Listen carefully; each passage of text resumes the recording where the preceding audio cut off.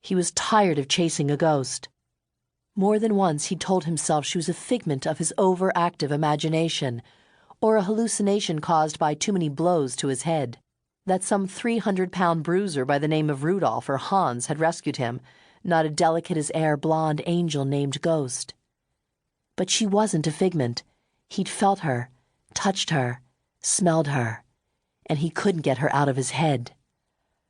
On his return from Brazil, he'd launched 2 investigations. One was to determine who else had been involved in his abduction other than Victor Limes. The other was to find his mysterious rescuer. The investigation into his abduction had taken less than a week. Limes, working with 2 of the hotel employees where Lucas had been staying, had seen an opportunity and taken it. The plan had been to ransom him and split the earnings. The 2 conspirators had confessed immediately when confronted by the authorities. The 2 men Lucas had killed in Brazil had apparently been locals Victor had hired there. The case was wrapped up quickly, neatly, quietly. The second investigation hadn't gone as well. It was as if the young woman who'd aided in his rescue didn't even exist.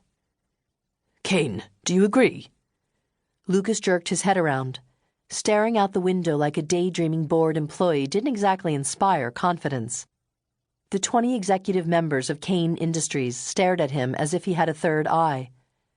Yes, the takeover should go through without a hitch. Just make sure we have jobs for everyone. He made a pointed stare at Stanley Humphreys. If I hear that even 1 worker was displaced, heads will not be the only body parts rolling. The stiff nod of agreement was belied by the mutinous expression on Humphrey's face.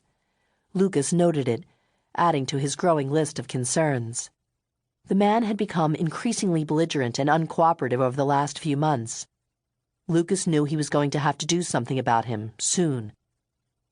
Though Humphreys wasn't a member of the executive board, he'd been with Kane Industries for well over 30 years and had earned his spot in making decisions. However, Lucas had become aware of recent shortcuts and mismanagements that the man was directly responsible for. When Lucas had taken over his family's empire, he'd been determined to do a few things differently. That included making sure no one was adversely impacted as Kane Enterprises thrived. Humphreys apparently didn't like that concept. Lucas needed to make a decision about the man's involvement in future projects. Times like this, he wished for his father's tough-minded decision-making. Lucas could kick ass and kill with the best of them, but when it came to dealing with wayward employees, he was at somewhat of a loss. Harbin Nichols, CFO of Kane Industries, stood.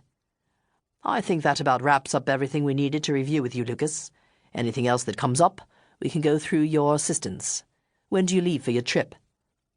His mind occupied between finding a ghost and disciplining an employee, Lucas answered with a careless, "A few hours," and then was silent. He knew they stared at him for several seconds before they made their way out of the room. Being distracted wasn't good for morale. A distracted leader led to uncertainty in his employees. He'd worry about that when he returned.